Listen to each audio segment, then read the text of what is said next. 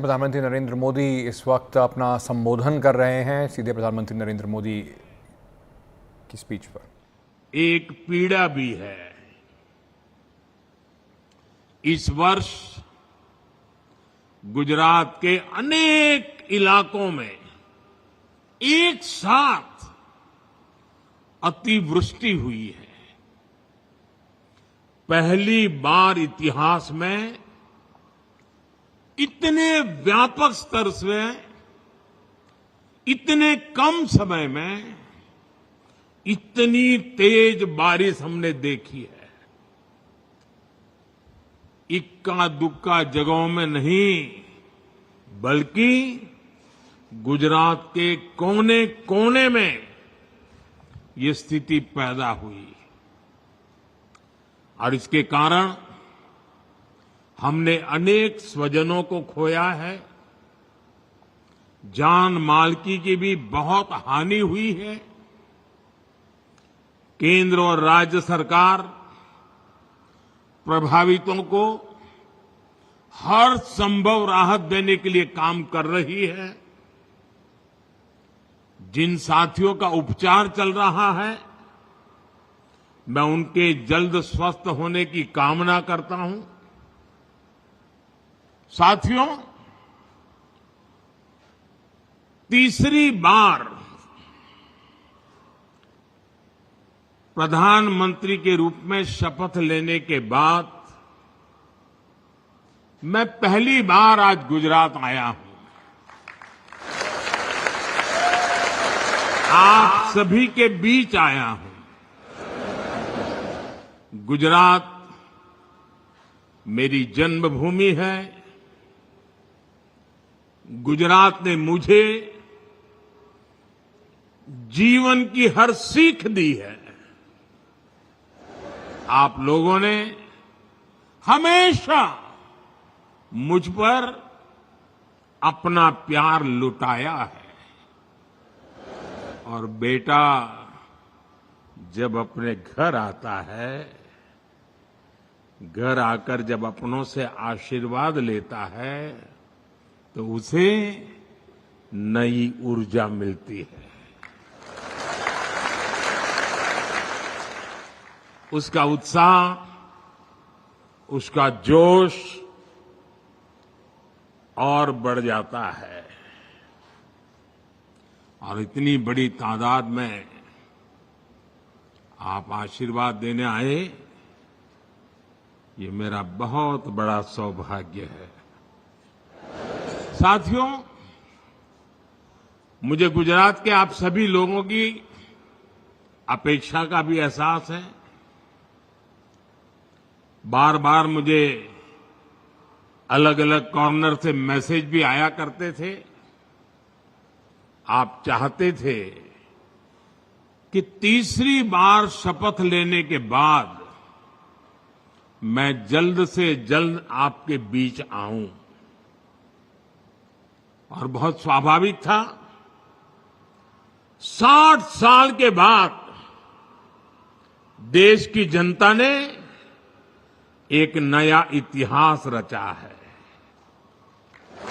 एक सरकार को लगातार तीसरी बार देश की सेवा करने का अवसर दिया है।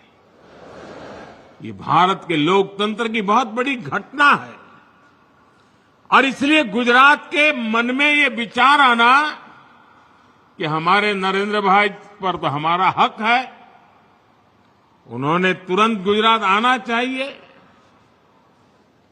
आपकी भावना सही है। लेकिन राष्ट्र प्रथम का संकल्प दिलाकर आप ही लोगों ने मुझे दिल्ली भेजा है। मैंने लोकसभा चुनाव के दरमियान आप लोगों को, देशवासियों को एक गारंटी दी थी। मैंने कहा था कि तीसरे टर्म के पहले 100 दिन देश के लिए अभूतपूर्व फैसले लिए जाएंगे। बीते 100 दिनों में मैंने दिन नहीं देखा, रात नहीं देखा। 100 दिन के एजेंडे को पूरा करने के लिए पूरी ताकत झोंक दी।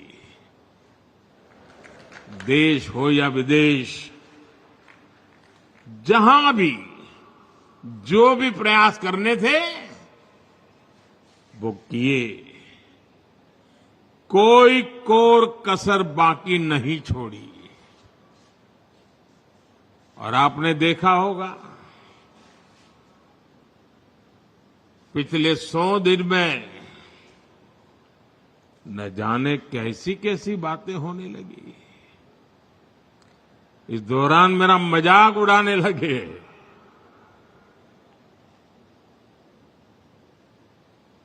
मोदी का मखौल उड़ाने लगे। भांति भांति के तर्क वितर्क बताते रहे, मजा लेते थे।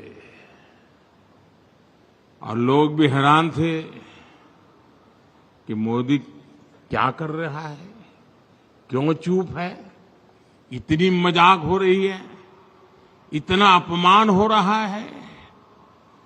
लेकिन मेरे गुजरात के भाइयों बहनों, ये सरदार पटेल की भूमि से पैदा हुआ बेटा है।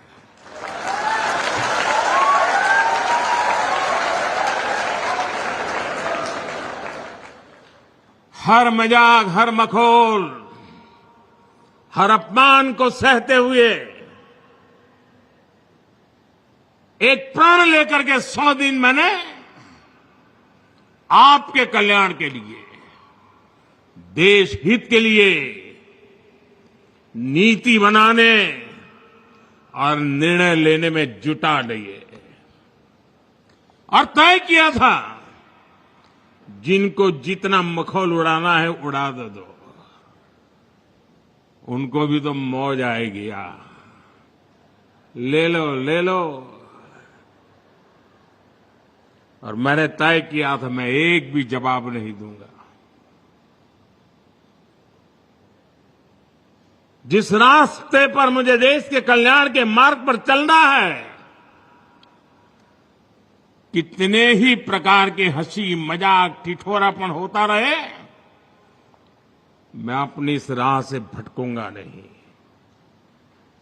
और आज मुझे खुशी है कि उन सब अपमानों को पछाते हुए 100 दिन के इन निर्णयों में देश के हर नागरिक, हर परिवार, हर वर्ग के कल्याण की गारंटी पक्की हो गई है।